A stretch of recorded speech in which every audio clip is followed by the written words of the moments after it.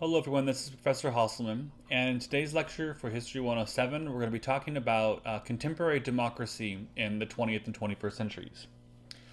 Now, in 1900, most of the world's political systems revolved around monarchy, empire, and colony. These highly traditional political forms would steadily erode in the 20th century as monarchy proved unsatisfactory, save perhaps at the figurehead level, in all but a few regions. Colonies fell victims to nationalism, and multinational empires proved difficult to sustain. Now, in place of these forms, three main political configurations emerged. Totalitarian systems, whether communist or fascist, were one option. Authoritarian regimes, less systematic in their use of power than the totalitarians, though equally intolerant of political competition, were another. And democracies were a third. So again, totalitarian systems, authoritarian regimes, and democracy. Now, as the contemporary period of world history opened, democracy seemed to be spreading from its base in Western Europe, the United States, and Australia. But its spread in Central and East Central Europe and in Southern Europe proved short lived. Mexico moved to a one party model, and Japan's strides towards democracy were undercut by military authoritarians. Now, as is well known, the 1930s were not kind to the democratic system of government. Some advance occurred as a result of World War II in the defeated Axis powers, but most strikingly in India. On the other hand, most new nations, though often launched as democracies, quickly retreated toward authoritarianism. A wider pattern opened in the 1970s, with changes in Southern Europe and particularly Latin America. Democracy reached new parts of Asia in the 1980s, and of course, changes in the Soviet Empire created still further opportunities. Democracy spread more widely in Africa in the 1990s and reached a discussion stage in the Middle East early in the 21st century. Now, at the same time, however, there were some new question marks as liberal democracy receded in Russia. The fact remains that by the early 21st century, democracy was more widespread than ever before in world history. What factors supported it? Key holdouts such as China and much of the Middle East also raised questions. Why did they stand apart? Was their resistance likely to change? Would some form of democracy, not necessarily exactly the Western model, prove the norm for governments in this most recent period of world history? This lecture focuses on political change in the contemporary period, and more specifically on the various surges and setbacks of political democracy. We will begin with the definition of democracy as a system that gives the majority of people opportunities to vote for political candidates and political parties. Also, part of democracy are opportunities for reasonable freedom of expression and for different candidates in different parties to compete in elections. In the 20th and 21st centuries, the United States has periodically been a sponsor of democracy in other parts of the world. By the early 21st century, almost no part of the world had the same system of government as it had a century before. The dominant political forms of the 20th century were empires and monarchies. Empires fell because they could not sustain themselves against the rising tide of nationalism and demands for independence. This was the fate of the European colonial empires, Austria-Hungary, the Ottoman Empire, and later elements of the Russian Empire. Monarchies fell and were replaced with republics because they were not supple enough to fit modern circumstances. In some instances, monarchies fell victim to their association with aristocratic and agricultural social systems. Now, no uniform pattern of response emerged to political change in the contemporary period. Fascist totalitarian regimes emerged in the 1920s to the 1930s. Fascism appealed in societies that faced significant national frustration, defeat in war, or appetites for more territory. Fascism emerged where there were pronounced social divisions, often serving as a popular cover for upper class domination. Fascism also served as a vehicle for leadership ambitions and for efforts to use propaganda and intimidation to link peoples with this new principle of leadership. Totalitarianism involved governments that sought to control most aspects of society and to eliminate all vigorous forms of political opposition. Communist totalitarian options emerged in societies that were seized by communist revolutions or conquered by communist regimes. Communism is not the same as fascism or totalitarianism, but it coincided with fascism in its emphasis on strong central government control, efforts to appeal to popular support, and insistence on active popular loyalty. In an updated version of authoritarianism, leaders, political parties, or military forces seize control of a society and seek to eliminate political opposition.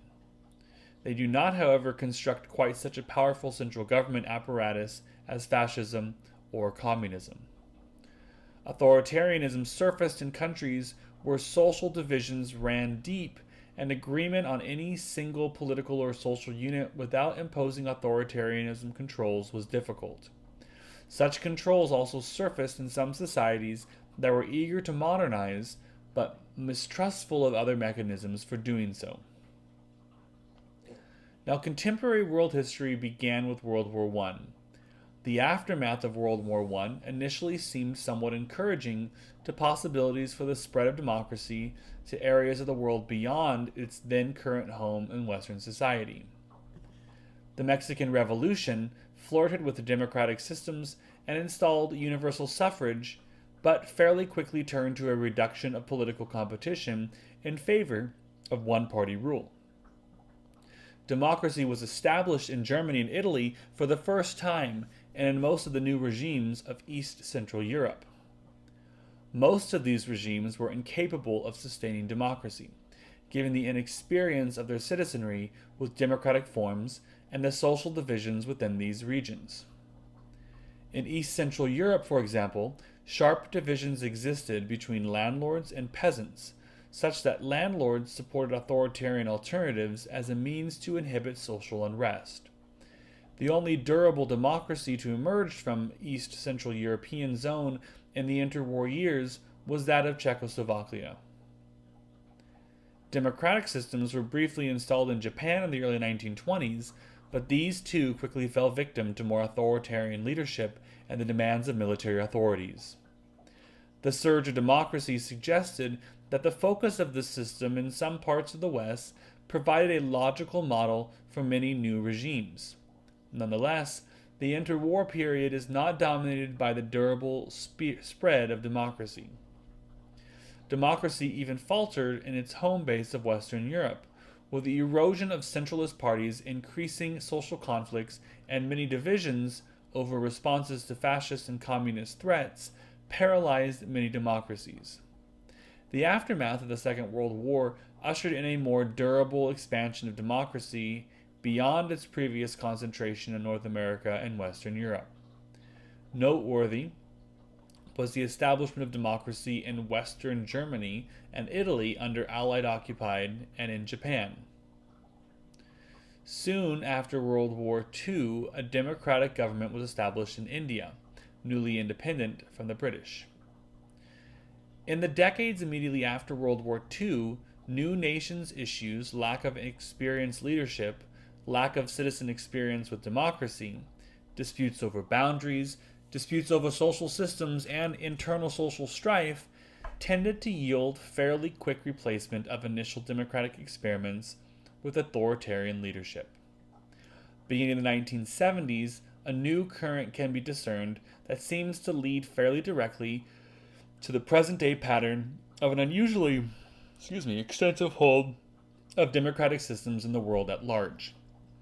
The 1970s saw the establishment of democratic systems in the southern fringes of Europe, Spain, Portugal, and Greece, where monarchies and/or authoritarian systems had previously flourished.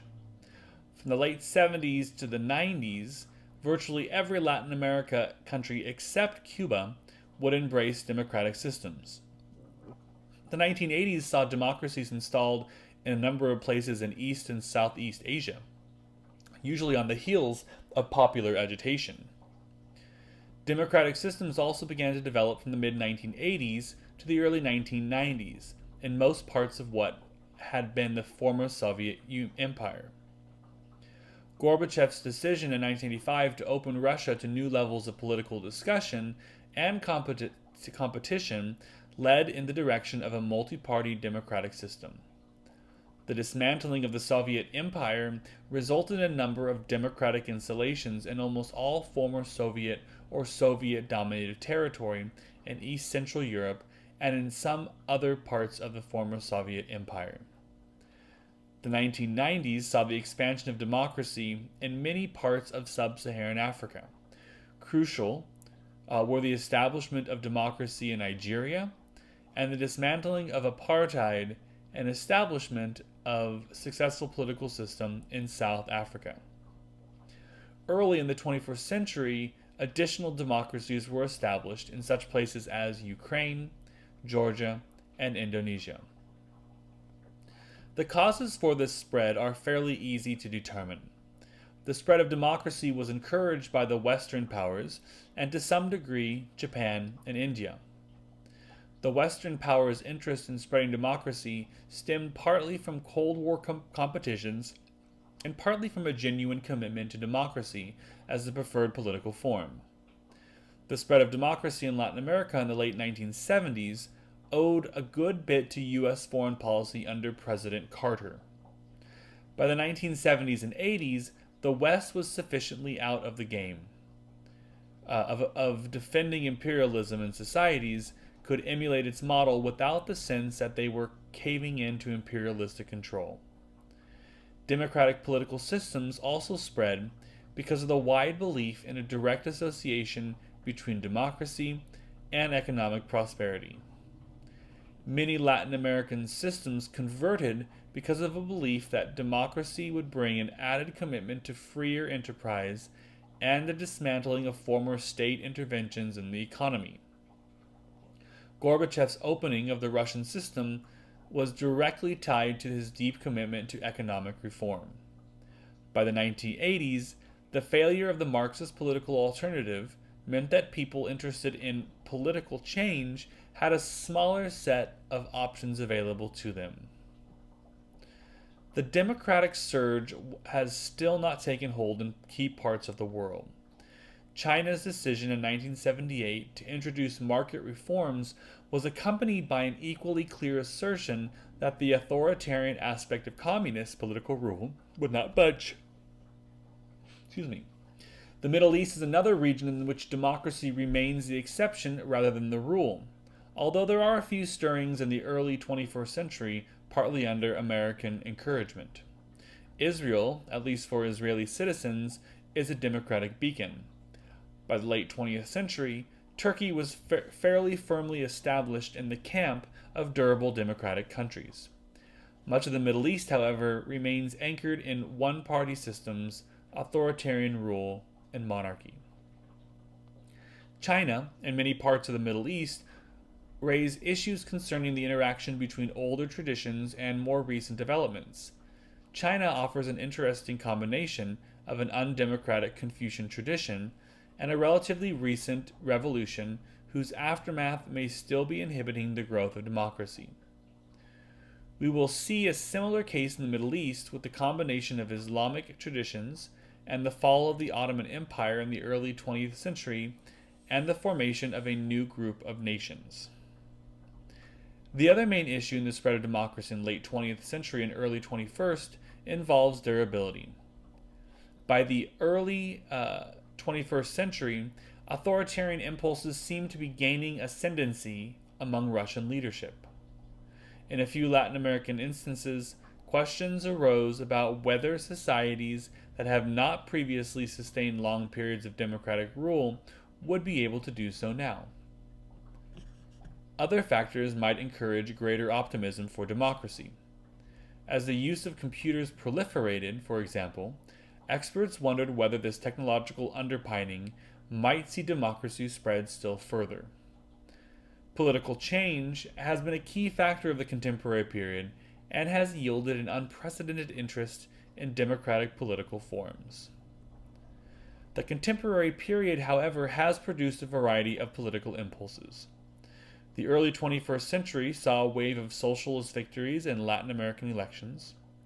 The same thing may occur as democracy spread to other parts of the world, particularly in the Middle East. And the spread of democracy does not necessarily erase the need to pay ongoing attention to global political complexity. So this is the end of today's lecture, and this lecture, was on contemporary democracy in world history. This is History 107.